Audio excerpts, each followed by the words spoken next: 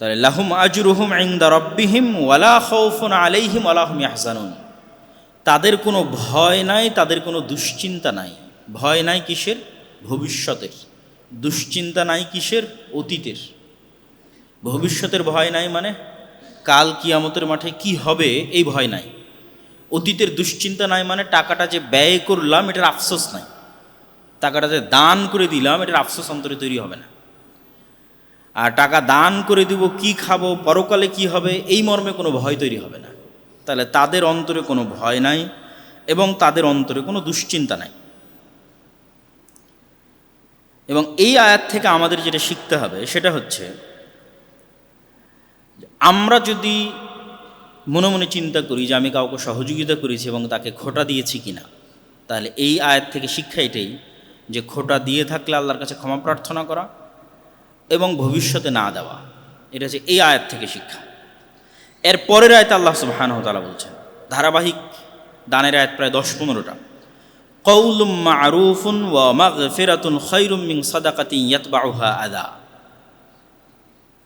মানুষ যদি আপনার কাছে বারবার চাইতে আসে, বারবার আপনার পক্ষে দেওয়া সম্ভব না হয়, আপনি তাকে ফিরিয়ে দিতে চান, তো আল্লাহ বলছেন কওলুম মা'রুফ, যদি ভিক্ষুক অথবা মিসকিন অথবা যেখানে দান করতে চাচ্ছ না ফিরিয়ে দিতে চাচ্ছ, তাহলে কওলুম মা'রুফ, ভদ্র ভাষায় ফিরিয়ে দাও। ওয়া মাগফিরাহ, যে তোমার থেকে দান গ্রহণ করেছে তার কোনো আচরণ যদি তোমাকে কষ্ট দেয় তাহলে ক্ষমা করে দাও। যাকে তুমি দান করেছো তার কোনো আচরণ তোমাকে কষ্ট দিয়েছে, তার থেকে তুমি শুকরিয়া আদায় করেছিলে, শুকরিয়া করেনি, কৃতজ্ঞতা চেয়েছিলে, কৃতজ্ঞ থাকেনি, অকৃতজ্ঞ হয়ে গেছে, সাধারণত হয়। মাগফিরাহ, তাহলে ক্ষমা করে দাও। কেন? তুমি দান না করে তাকে উত্তম কথা বলে বিদায় করে দিচ্ছ, অথবা তার কোনো আচরণকে তার কোনো কষ্টদায়ক আচরণকে ক্ষমা করে দিচ্ছ, এইটা ওই দান করার চাইতেও বেশি নেকি ইয়াতবাউহা আযা, যে দান করে তুমি মানুষকে খোটা দিবা। এই আয়াতের অর্থ বুঝাতে না পারলে সেটা আমার ব্যর্থতা। এই আয়াতের অর্থ হচ্ছে আমি দান না করেই বেশি নেকি পাচ্ছি এমন দানের চেয়ে, বা আমি যদি আরও স্পষ্ট বাংলায় বলি, অপমানজনক দানের চেয়ে সম্মানজনক প্রত্যাখ্যান আল্লাহর কাছে বেশি নেকিপূর্ণ। যে আমি একটা দান করলাম, দান করার পরে কথা শোনালাম, মিন সাদাকাতিন ইয়াতবাউহা আযা, কোরআনের আয়াতে দান করলাম, দান করে কথা শোনালাম, এইটার চাইতে বেশি নেকির কাজ দান করলাম না কিন্তু উত্তম ভাষায়, ভদ্র ভাষায় তাকে বিদায় করলাম, অথবা তার পক্ষ থেকে প্রাপ্ত কোনো কষ্টদায়ক আচরণকে ক্ষমা করে দিলাম। ওয়াল্লাহু গনিয়্যুন হালিম, আর আল্লাহ হচ্ছেন অমুখাপেক্ষী এবং সহনশীল। এইটার সাথে এই আয়াতকে আমরা রিলেট করব কি করে? প্রতিটা আয়াতের শেষে যে আল্লাহ তার গুণগুলো বলেন, এটা আয়াতের কথার সাথে কানেক্ট রেখে বলেন। তো এটার অর্থ হচ্ছে যে তুমি, আল্লাহ যদি চান তাহলে তোমার মাধ্যম ছাড়াই যে কোনো দরিদ্র অসহায় মানুষকে তিনি রিজিকের ব্যবস্থা করে দিতে পারেন। গানি, তিনি অমুখাপেক্ষী। তোমার টাকা দিয়ে আরেকজনের ব্যবস্থা করে দিতে হবে, এটার মুখাপেক্ষী আল্লাহ সুবহানাহু ওয়া তাআলা নন। দানের সুযোগ দেওয়ার মাধ্যমে মূলত আল্লাহ তোমার উপরই দয়া করেছে। আর আল্লাহ সুবহানাহু ওয়া তাআলা হালিম, সহনশীল। তোমার কাছে একটা মানুষ বারবার আসলে তুমি বিরক্ত হতে পারো, কিন্তু মানুষ বারবার ভুল করলে আল্লাহ বিরক্ত হয় না। মানুষ বারবার চাইলে আল্লাহ বিরক্ত হন না, বরং আল্লাহ খুশি হন, মানুষের ভুলের উপর ধৈর্য ধরেন। তাহলে যেহেতু তুমি হালিমের বান্দা, সেহেতু তোমারও এই অভ্যাস করতে হবে যে দান গ্রহীতা যদি তোমাকে কষ্ট দেয় অথবা বারবার দান চাইতে আসে, তাহলে উত্তম ব্যবহার করার সবর রাখতে হবে। এটা হলো আয়াতের অর্থের সাথে আল্লাহর গুণের কানেকশন, যে আল্লাহ ওই আয়াতের মধ্যে যে তার এই দুইটা গুণ তুলে ধরলেন, যে তিনি অমুখাপেক্ষী, তিনি সহনশীল। তো অর্থ কি? অর্থ হচ্ছে তোমার দানের মুখাপেক্ষী আল্লাহ নন, এটা হলো অমুখাপেক্ষীর অর্থ। আর সহনশীল অর্থ হচ্ছে যেহেতু আল্লাহ নিজে তোমাদের সাথে সহনশীলতা করে, তো তুমি কেন আর এক মানুষের সাথে সহনশীলতা করবে না? তাহলে এই আয়াত থেকে আমাদের শিক্ষা কি? পরবর্তীতে কাউকে যদি ফিরিয়ে দিতে চাই, ভিক্ষুক হোক, মিসকিন হোক, মসজিদ মাদ্রাসা হোক, আত্মীয় স্বজন হোক, ভাষা হবে ভদ্র, এবং দান গ্রহীতার পক্ষ থেকে কোনো কষ্ট যদি আমি পাই তাহলে আমার আচরণ হবে ক্ষমা। তাহলে ওই দানের চেয়ে আমি বেশি নেকি পাবো যে দান করে আমি মানুষকে খোটা দিয়েছি। তারপরে আয়াতে আল্লাহ সুবহানাহু ওয়া তাআলা বলছেন, ইয়া আইয়ুহাল্লাযীনা আমানু, হে ইমানদারগণ, লা তুবতিলু সাদাকাতিকুম, তোমাদের দানকে বাতিল করে দিও না, দানের নেকিকে বাতিল করে দিও না, বিল মান্নি ওয়াল আদা, খোটা দেওয়ার মাধ্যমে। ওই আগের যে শব্দ দুটো ব্যবহার করেছেন দুই শব্দ দুটোই। কাল্লাযী ইউনফিকু মালাহু রিআ আন-নাস, দান করে খোটা দিলে তোমার দানের নেকি ওইভাবেই বাতিল হয়ে যাবে যেইভাবে একটা মানুষ লোক দেখানো দান করে। কাল্লাযী ইউনফিকু মালাহু রিআ আন-নাস, যে মানুষকে দেখানোর জন্য দান করে ওর দানের নেকি যেভাবে বাতিল হয়ে যাবে, যে মানুষকে দেখানোর জন্য দান করেনি, আল্লাহর জন্যই দান করেছে কিন্তু দানের পরে খোটা দিয়েছে, ওর দানের নেকি ওভাবে বাতিল হয়ে যাবে। ওয়ালা ইউমিনু বিল্লাহি ওয়াল ইয়াউমিল আখির, আর তারা আল্লাহ এবং পরকালের উপর ঈমান রাখে না। এই যে দুই ধরনের মানুষের উদাহরণ আল্লাহ দিলেন, যে দান করে খোটা দেয় এবং যে লোক দেখানো দান করে, এই দুই ধরনের মানুষ কেন এই আচরণ করে? কেননা আল্লাহ এবং পরকালের প্রতি তাদের অগাধ এবং গভীর বিশ্বাস নাই। যখনই মানুষের পরকাল এবং আল্লাহর প্রতি গভীর বিশ্বাস তৈরি হয়ে যাবে, তখন অটোমেটিক তার দানের মধ্যে থেকে লোক দেখানো হারিয়ে যাবে এবং অটোমেটিক সে দান করার পর ওই দানকে ভুলে যাবে, কেননা ওই দানের নাকি সে পরকালে চায়, তাহলে তো সে আর মানুষকে খোটা দিবে না। তাহলে এই দুইটা রোগের উৎপত্তি কোথায়? আল্লাহর উপর বিশ্বাস এখনো মজবুত হয়নি, আল্লাহকে ভালোভাবে এখনো চিনিনি। ওয়াল ইয়াউমিল আখির, পরকালের উপর বিশ্বাস এখনো মজবুত হয়নি, আল্লাহই বলতেছেন। এবার আল্লাহ বাস্তব উদাহরণ দিচ্ছেন যে যারা এই ধরনের দান করবে তাদের দানগুলো কেমন বাতিল। ফামাসালুহু কামাসালি সফওয়ানিন আলাইহি তুরাব, মনে করো একটা পাথর, যেই পাথরের উপর হালকা মাটির আস্তরণ পড়েছে, মাটির আস্তরণে পাথরটি এমনভাবে ঢেকে আছে মনে হচ্ছে এটা একটা উর্বর জমি অথবা উর্বর মাটি, মনে হচ্ছে এখানে বীজ রোপণ করলেই ফসল হবে। এবং এই অবস্থা দেখে কৃষক সেখানে বীজ রোপণ করলেও, বীজ ছিটিয়ে দিলেও, বীজ ছিটিয়ে দেওয়ার কিছুক্ষণ পরে ঝুম বৃষ্টি, আল্লাহ কোরআনে বলছেন ফাআসাবাহু ওয়াবিল, ওয়াবিল মানে ভয়ঙ্কর মুষলধারে বৃষ্টি। ঝুম বৃষ্টিতে ওই পাথরের উপরে যে মাটির আস্তরণ ছিল, বীজ সহ মাটির আস্তরণ সরে পড়ে গেল। ফাতারাকাহু সলদা, এখন শুধু পাথর খসখসে রুক্ষ অনুর্বর পাথর হয়ে রইল। তো এই যে আল্লাহ সুবহানাহু ওয়া তাআলা উদাহরণটা দিলেন, এই উদাহরণ দিয়ে তিনি বলছেন লা ইয়াকদিরুনা আলা শাইইম মিম্মা কাসাবু, এই কৃষক যেমন এই পাথরের উপর থাকা মাটির আস্তরণে বীজ রোপণ করে ব্যর্থ হয়ে গেল, বৃষ্টিতে সব ধুয়ে মুছে সাফ হয়ে গেল, মানুষ যখন দান করে খোটা দিবে এবং রিয়াপূর্ণ দান করবে, তখন বাহ্যিক অবস্থাটা এরকমই, বিশাল বড় ব্যানার, সুন্দর ছবি, প্রশংসা, মানুষের স্বীকৃতি, সবাই মনে করছে বিশাল কাজ করতেছে, বাহ্যিক অবস্থাটা এরকমই সুন্দর। কিন্তু যখন কিয়ামতের মাঠে উঠবে তখন তার এই দান হবে অনুর্বর পাথরের ভূমির মতো, কিচ্ছু নাই, সাফান সাফা, কিছু নাই। অথচ দুনিয়াতে মনে হচ্ছিল না আমি কত ভালো কাজ করতেছি, কিন্তু পরকালে উঠে দেখলাম কিছুই নেই। আয়াতের অর্থটা কি? লা ইয়াকদিরুনা আলা শাইইম মিম্মা কাসাবু, এরা পরকালে কিছুই পাবে না যা দুনিয়াতে অর্জন করার চেষ্টা করেছিল, দুনিয়াতে কাজ করে যেটা পরকালে অর্জন করতে চাইছিল কিছুই পাবে না।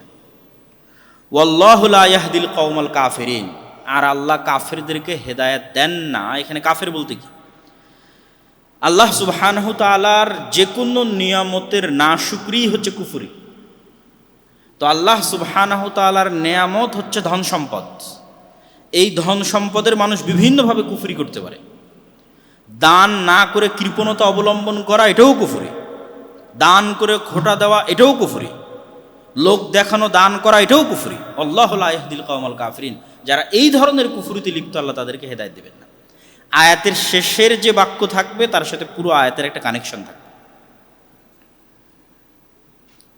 তাহলে এই আয়াত থেকে আমরা কি শিখলাম? যে আমাদের দান যদি লোক দেখানো হয় তাহলে সেই দান এইভাবে বাতিল হয়ে যাবে। এই জন্য আমাদের একটা দানের অংশ অবশ্যই গোপন থাকতে হবে। এটা হলো এই আয়াত থেকে শিক্ষা। পরের আয়াতে আল্লাহ সুবহানাহু ওয়া তাআলা বলেছেন ওয়া মাসালুল লাযীনা ইউনফিকুনা আমওয়ালাহুম ইবতিগাআ মারদাতিল্লাহ।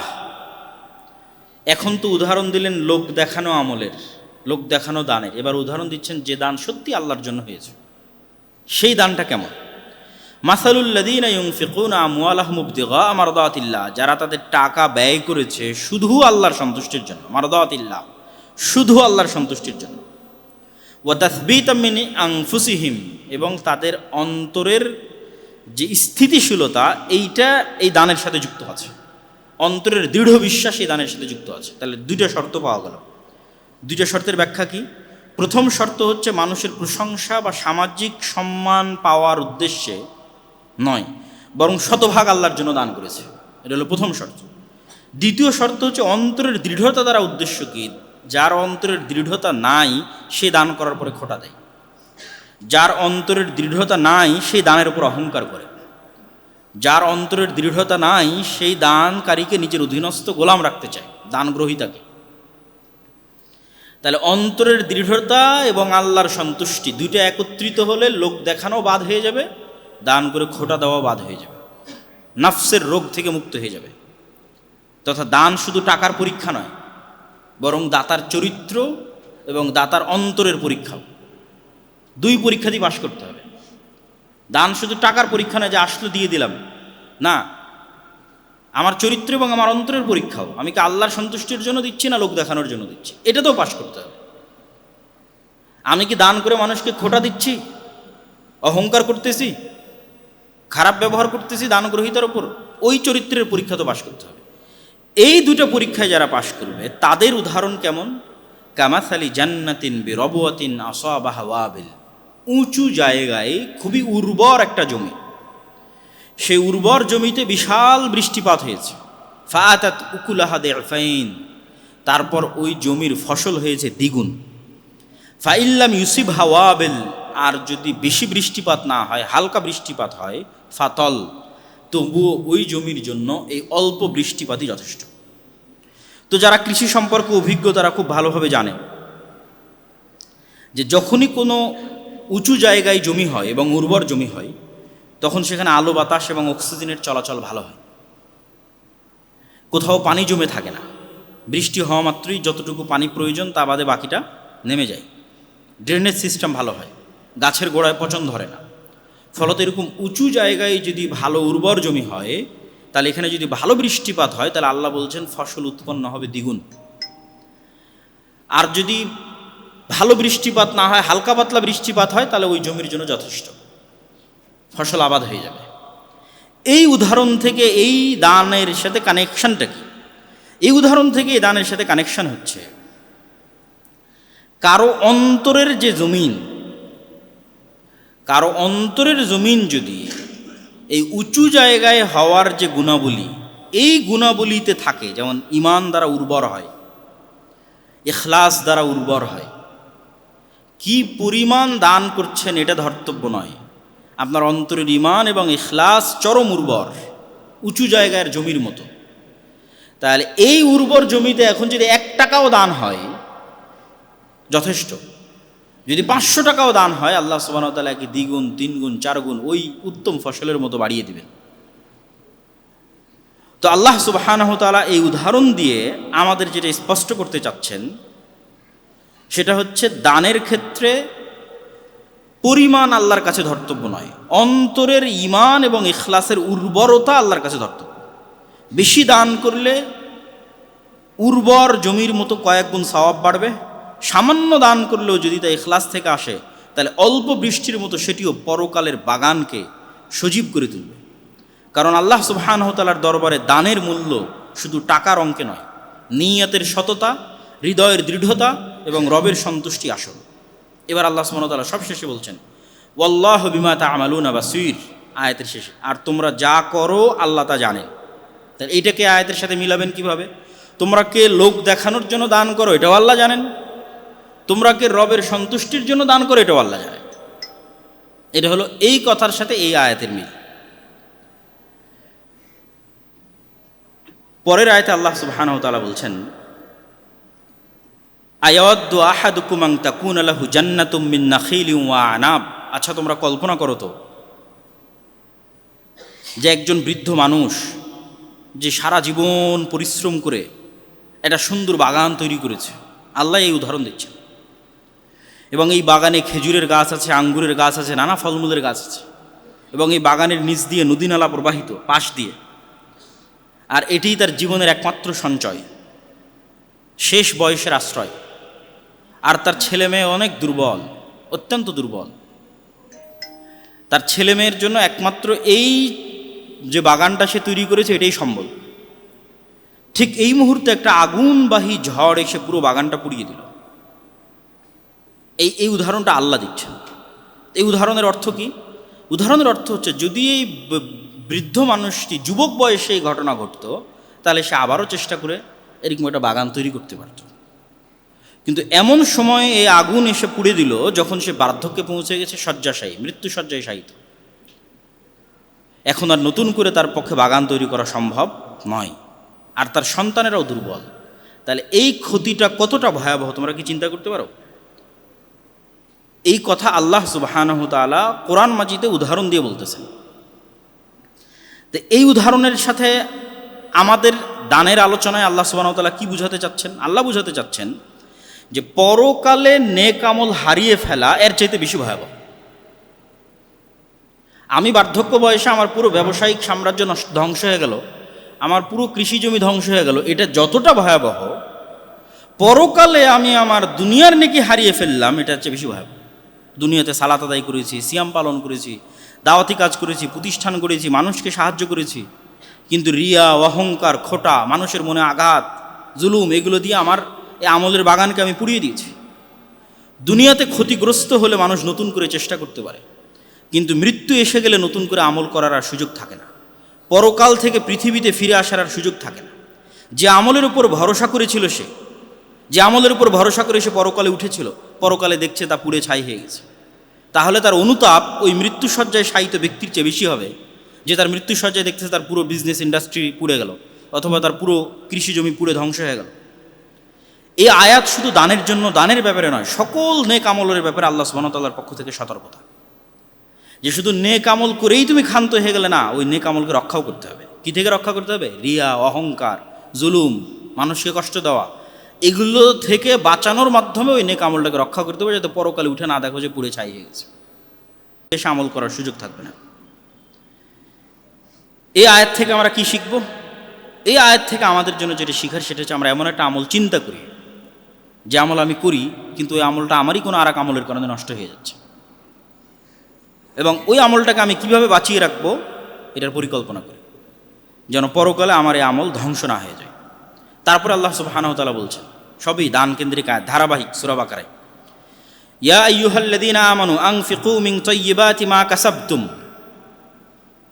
এতক্ষণ মোট 4টা উদাহরণ দিয়েছেন আল্লাহ সুবহানাহু ওয়া তাআলা। এতক্ষণ একটা উদাহরণ দিয়েছিলাম, সর্বপ্রথম জমিতে বীজ রোপণ করলো, 700টা হলো, যেন পরকালে বীজ রোপণ করলো আল্লাহ আরও বাড়িয়ে দিবে।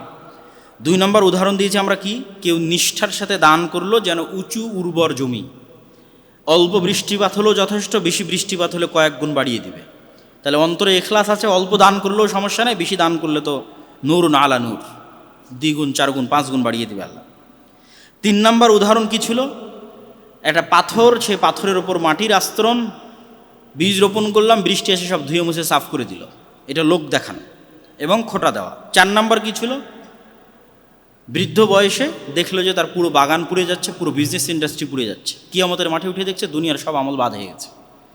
এতক্ষণ যাবৎ আমরা এই 4টে উদাহরণ আল্লাহ কোরআনে তুলে ধরেছেন, আমরা আলোচনা করলাম। এবার আল্লাহ কি বলছেন? এবার আল্লাহ সুবহানাহু ওয়া তাআলা দান যে করবেন, আপনার সম্পদটা কেমন হওয়া উচিত, কি থেকে দান করবেন সেটার কথা বলছেন।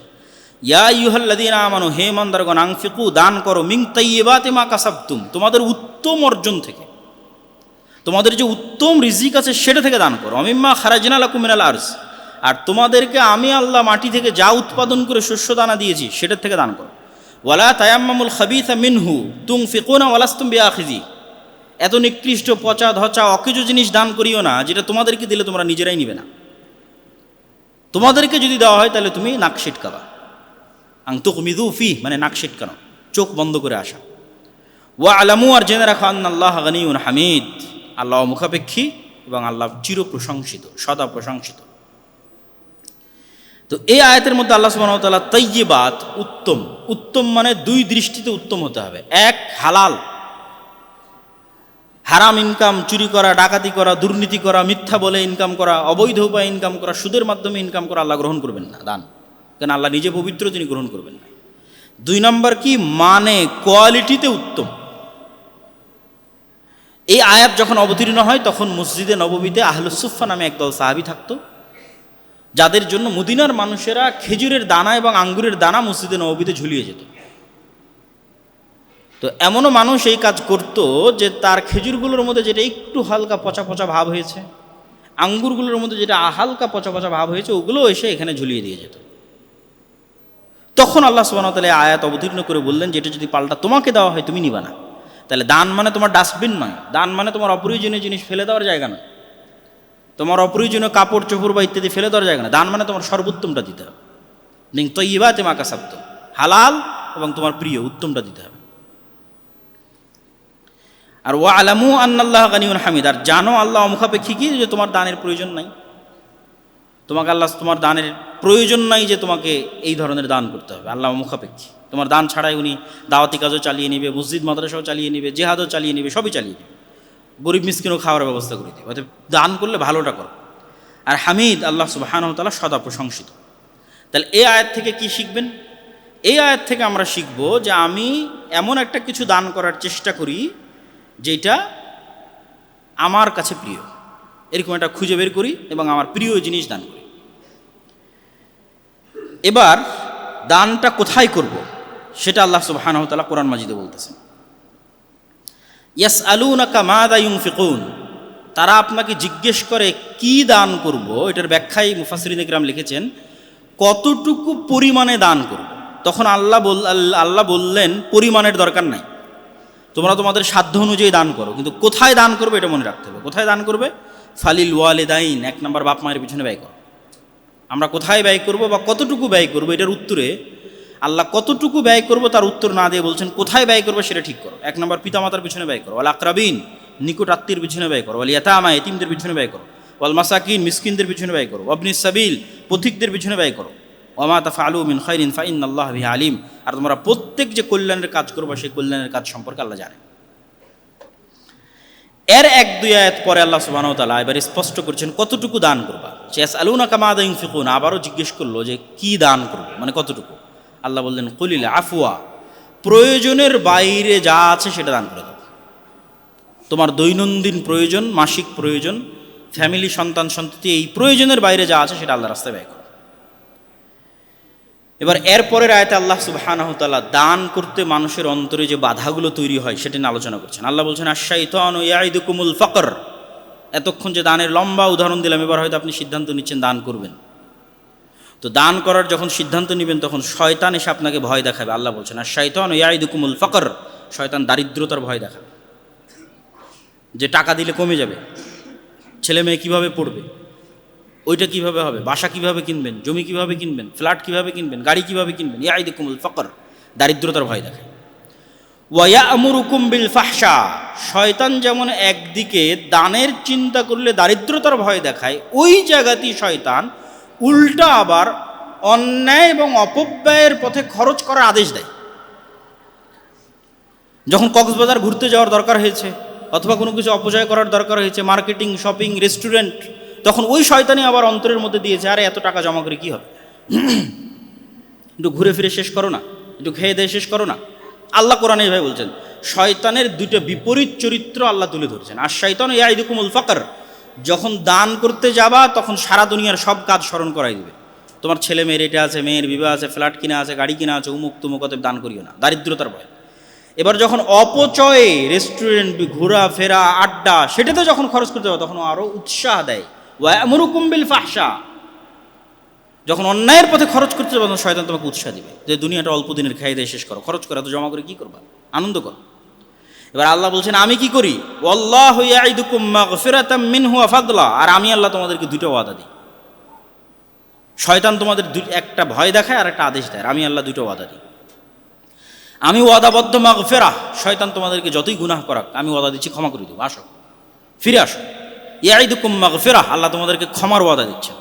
ওয়া ফাদলা, আর আমি তোমাদেরকে ওয়াদা দিচ্ছি দান করো, আমি বাড়িয়ে দেব। শয়তান ভয় দেখাচ্ছে দারিদ্রতার, আমি তোমাদেরকে আশ্বাস দিচ্ছি, আশ্বস্ত করছি যে আমি বাড়িয়ে দিই, এবং আমি তোমাদেরকে আশ্বস্ত করছি শয়তান তোমাদের গুনাহ করাচ্ছে, আমি ক্ষমা করে দেব।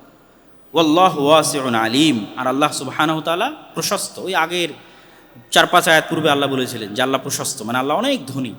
যেটা একটা হাদিসে এসেছে যে সারা পৃথিবীর সব মানুষ এক জায়গায় একত্রিত হয়ে যদি তাদের সকল চাওয়া আল্লাহর কাছে চায়, আর আল্লাহ যদি সব একবারে দিয়ে দেয়, একদম আদম থেকে কিয়ামত পর্যন্ত সকল মানুষ জিন সবার চাওয়া যদি আল্লাহ একবারে পূরণ করে দেয়, তাহলে সমুদ্র থেকে সুঁই ডুবিয়ে উঠালে যতটুকু সমুদ্রের পানিতে কমতি হবে, আল্লাহর ধনভাণ্ডারে অতটুকু কমতি হবে না।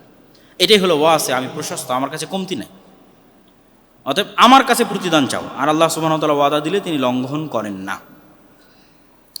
তাহলে এই আয়াত থেকে শিক্ষা কি? লেখেন, চিন্তা করেন যে কি অর্থ আপনি অপ্রয়োজনে ব্যয় করতেছেন, আবার ঠিক ওই অর্থটা আপনি দান করতে গেলে ভয় পাচ্ছেন।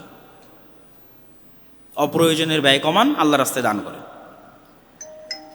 তারপর আল্লাহ সুবহানাহু ওয়া তাআলা বলছেন, ইউতিল হিকমাতা মান ইয়াশা ওয়া মান ইউতাল হিকমাতা ফাকাদ উতিয়া খায়রান কাসীরা। এটা মোটামুটি আলোচনার আল্লাহ শেষের দিকে চলে এসেছে। এটার একটা আলামত হচ্ছে এই ধরনের কথা। আল্লাহ বলছেন যে এই যে দানের উপর এত লম্বা আলোচনা, কোথায় দান করতে হবে, কতটুকু দান করতে হবে, পবিত্র জিনিস থেকে দান করতে হবে, দান করে খোটা দেওয়া যাবে না, দান করে মানুষকে কষ্ট দেওয়া যাবে না, আল্লাহর সন্তুষ্টির জন্য দান করতে হবে, শয়তান তোমাদের ভয় দেখাতে পারে, আল্লাহর আশায় আশ্বস্ত থাকো, এত চিন্তা করার ক্ষমতা কার আছে? ইউতিল হিকমাতা মান ইয়াশা, আল্লাহ যাকে হিকমত দেয় সে এই জিনিসগুলো বুঝতে পারবে। ওয়া মান ইউতাল হিকমাতা ফাকাদ উতিয়া খায়রান কাসীরা, আর যাকে আল্লাহ হিকমত দিয়েছে তাকে আল্লাহ অসংখ্য কল্যাণ দিয়েছে। ওয়া মা ইয়াযাক্কারু ইল্লা উলুল আলবাব, আর এরকম হিকমত ছাড়া, প্রজ্ঞা ছাড়া, জ্ঞান ছাড়া আল্লাহর আয়াত থেকে কতজনই বা শিক্ষা নিতে পারে? আল্লাহর আয়াত থেকে তারাই শিক্ষা নিতে পারে যাদের এত কিছু চিন্তা করার, গবেষণা করার, বুঝার ক্ষমতা আল্লাহ সুবহানাহু ওয়া তাআলা তাদেরকে দিয়েছে। ওয়ামা আনফাকতুম মিন নাফাকাতিন আও নাযারতুম মিন নাযারিন ফাইন্নাল্লাহা ইয়ালামু ওয়া মা লিয-যালিমিনা মিন আনসার। তোমরা দান করো অথবা মানত পূরণ করো, আল্লাহ সুবহানাহু ওয়া তাআলা সেটা জানেন। ওয়া মা লিয-যালিমিনা মিন আনসার, আর জালেমদের কোনো সাহায্যকারী নাই। অনেক সময় মানুষের মনে হতে পারে যে আমি গোপনে দান করলাম, আল্লাহ হয়তো জানেন না।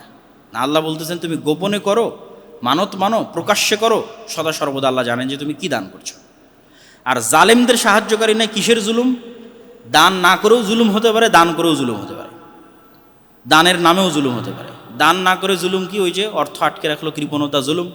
আর দান করে জুলুম কি? তা তো আপনারা শুনলেনই, বিস্তারিত আলোচনা আল্লাহ করলেন যে দান করেও কীভাবে জুলুম হয়। তারপরে আয়াতে আল্লাহ সুবহানাহু ওয়া তাআলা বলছেন, ইন তুবদুস সাদাকাত ফানি'ম্মা হিয়া, তোমরা যদি প্রকাশ্যে দান করতে চাও খুব ভালো কথা, কোনো সমস্যা নেই। গোপনে রিয়ার ভয় বা ইত্যাদির ভয়ে গোপনেই দান করতে হবে, এটা যদি কেউ ভুল মেসেজ নিয়ে থাকে, তাহলে আল্লাহ বলছেন ইন তুবদুস সাদাকাত ফানি'ম্মা হিয়া, যদি প্রকাশ্যে দান করতে চাও কোনো সমস্যা নেই। ওয়া ইন তুখফুহা ওয়া তুতুহাল ফুকারা, আর যদি গোপন রাখতে চাও এবং গোপনে দান করো, ফাহুয়া খায়রুল লাকুম, তাহলে এটা বেশি উত্তম। প্রকাশ্যে দান করলে কোনো সমস্যা নাই, কিন্তু গোপন রাখলে বেশি উত্তম। ওয়া ইউকাফির আনকুম মিন সাইয়্যাতিকুম, তোমাদের দানের মাধ্যমে আল্লাহ সুবহানাহু ওয়া তাআলা তোমাদের গুনাহকে মিটিয়ে দিবেন। ওয়াল্লাহু বিমা তা'মালুনা খাবীর, আর তোমরা যাই করো না কেন সে সম্পর্কে আল্লাহ সুবহানাহু ওয়া তাআলা খুবই অবগত। প্রকাশ্যে দান করলে কি নিয়তে দান করতেছো, রিয়া না সত্যি আল্লাহর সন্তুষ্টি, সেটাও আল্লাহ জানেন। আর যদি গোপনে দান করতেছো সেটাও আল্লাহ সুবহানাহু ওয়া তাআলা জানেন। তারপরে রাতে আল্লাহ সুবহানাহু ওয়া তাআলা বলছেন, লাইসা আলাইকা হুদাহুম ওয়ালাকিন্নাল্লাহা ইয়াহদি মান ইয়াশা ওয়া মা তুনফিকু মিন খাইরিন ফালিআনফুসিকুম ওয়া মা তুনফিকুনা ইল্লা ইবতিগা ওয়াজহিল্লাহ ওয়া মা তুনফিকু মিন খাইরিন ইউওয়াফা ইলাইকুম ওয়া আনতুম লা তুযলামুন। এত লম্বা দানের নির্দেশনা আসার পর কিছু কিছু সাহাবী দান করতে উদ্বুদ্ধ হলেন, কিন্তু নিজের অমুসলিম কাফের মুশরিক আত্মীয় স্বজনকে দান করলেন না বা করতে চাচ্ছেন না। অথচ অমুসলিম কাফের মুশরিক আত্মীয় দানের হকদার, মানে অসহায়, গরিব। কেন করতে চাচ্ছেন না? করব যদি ইসলাম গ্রহণ করে, এই মানসিকতা থেকে। এবার আল্লাহ সুবহানাহু ওয়া তাআলা বলছেন, লাইসা আলাইকা হুদাহুম, হেদায়েতের দায়িত্ব তো আমি তোমাদেরকে দেইনি। ওয়ালাকিন্নাল্লাহা ইয়াহদি মান ইয়াশা, হেদায়েত তোমাদের দায়িত্ব দাওয়াত দেওয়া, হেদায়েত দেওয়ার দায়িত্ব আল্লাহর। আল্লাহ যাকে ইচ্ছা তাকে হেদায়েত দেবেন। ওয়া মা তুনফিকু মিন খাইরিন ফালিআনফুসিকুম, তোমরা যা দান করবা এটা তোমাদের জন্য। ওয়া মা তুনফিকুনা ইল্লা ইবতিগা ওয়াজহিল্লাহ, দানের সাথে অন্য কিছু যুক্ত করিও না, শুধু আল্লাহর সন্তুষ্টি, শর্ত দিও না। যে কেউ যদি মুসলিম থেকে অমুসলিম থেকে মুসলিম হয় তবে দান করবো, এরকম শর্ত দিও না। কেউ যদি আমার অনুগত থাকে, কেউ যদি আমার পক্ষে কথা বলে, আমাকে তাদের অনুষ্ঠানে ডাকে, মানে এরকম কোনো দুনিয়াবি চাওয়াকে শর্তযুক্ত করিও না দানের সাথে। ওমা তুনফিকু মিন খাইরিন ইউওয়াফা ইলাইকুম, আর তোমরা যা দান করবা তার পুরোটাই আল্লাহ সুবহানাহু ওয়া তাআলা কিয়ামতের মাঠে তোমাদের পূরণ করে দিবেন। ওয়া আনতুম লা তুজলামুন, আর তোমরা মাজলুম মানে বঞ্চিত হবে না। দান করেছো, কিয়ামতের মাঠে তার পাল্টা প্রতিদান পাবে না, বঞ্চিত হয়ে যাবে এটা নয়, যদি এই শর্তগুলো তোমরা পূরণ করো। তাহলে এই আয়াত থেকে আল্লাহ সুবহানাহু ওয়া তাআলা মানবিক যে সহায়তাগুলো আমরা করে থাকি, সেটা যদি অমুসলিমও হয়, মানবিক দৃষ্টিকোণ থেকে কোনো ক্ষুধার্ত, বিপদগ্রস্ত, অ্যাক্সিডেন্ট, তাহলে মানবিক দৃষ্টিকোণ থেকে যে দানগুলো হয়, এই দানগুলোর ক্ষেত্রে অন্য কিছুকে যুক্ত করা যাবে না। সহি আকিদার কিনা, বেদাতি কিনা, মুসলিম কিনা, অমুসলিম কিনা, মানবিক দৃষ্টিকোণ থেকে যে দানগুলো হবে, এই দানগুলো নিঃস্বার্থভাবে হতে হবে। তাহলে কাউকে দান করার সময় এই আশা রাখা যে সে আপনার দলের, আপনার মতের, আপনার প্রতিষ্ঠানের, আপনার দাওয়ার, এগুলোর প্রতি বাধ্য থাকবে, কানেক্টেড থাকবে, এই আশাবাদ দিতে হবে। এই আশা বাদ দিয়ে আল্লাহ সুবহানাহু ওয়া তাআলা দান করতে বলছেন। আল্লাহ বলছেন হেদায়েতের দায়িত্ব তোমার নয়, হেদায়েতের দায়িত্ব আল্লাহর। এবার আল্লাহ সুবহানাহু ওয়া তাআলা দানের ক্ষেত্রে এমন একটা বিষয়ের দিকে দৃষ্টি আকর্ষণ করতেছেন যেটা খুবই জরুরি। কেননা আমাদের কাছে দান মানে শুধু ছেঁড়া কাপড়, কান্না, আবেদনপত্র, দরজায় দাঁড়িয়ে থাকা, বারবার ফোন আসা, এগুলো দিয়ে আমরা দানকে মেপে দেখি। কিন্তু কোরআন শিখাচ্ছে প্রকৃত অভাবী অনেক সময় নীরব থাকে, চেহারায় ক্লান্তি থাকে কিন্তু মুখে হাসি থাকে, মনে সংকোচ, কথায় বাকপটু নয়, চোখে লজ্জায় স্পষ্ট। এইসব মানুষকে বুঝতে সেন্সিটিভ অনুভূতি শক্তি দরকার। আল্লাহ বলছেন লিল ফুকারা ইল্লাযীনা উহসিরু, ওই সমস্ত গরিবদের কথা চিন্তা করো, ওই সমস্ত ফকির মিসকিনদের কথা চিন্তা করো। আল্লাযীনা উহসিরু ফি সাবিলিল্লাহ, যারা আল্লাহর রাস্তায় জিহাদ করে, আল্লাহর রাস্তায় দাওয়াত দেয়, পুরো সময়টা আল্লাহর রাস্তার জন্য ব্যয় করে দিয়েছে। লা ইয়াস্তাতিউনা দারবান ফিল আরজ, আলাদা কোনো রুজিরুটি করার মতো সময় বা ব্যবস্থাপনা সে করতে পারেনি, সক্ষম হয়। ইয়াহসাবুহুমুল জাহিলু আগনিয়া, তোমাদের মতো অজ্ঞ মানুষরা মনে করে যে সে তো খুব ভালোই আছে। কেন মনে করে ভালো আছে? মেনা তাআফফুফ, তার মধ্যে যে আত্মমর্যাদা আছে, লজ্জা আছে, সংকোচ আছে, এই কারণে তুমি মনে করো সে তো খুব ভালো আছে। অথচ তাকে চিনবা কি দিয়ে? আল্লাহ বলতেছেন তার সবচেয়ে বড় আলামত লা ইয়াসআলুনা আন-নাসা ইলহাফা, এরা মানুষের কাছে চাইবে না, এটাই এদের সবচেয়ে বড় আলামত। এটা দিয়েই তোমাকে চিনতে হবে যে আমার আশেপাশে যারা চাচ্ছে, আর বাইরেও আমার একটা দানের সার্কেল লাগবে। যে চাচ্ছে না তাদের কথা আল্লাহ সুবহানাহু ওয়া তাআলা স্মরণ করিয়ে দিচ্ছে। কে সে? যার অন্তরে লজ্জা, সংকোচ, মুখে হাসি কিন্তু ভিতরে অনেক কষ্ট।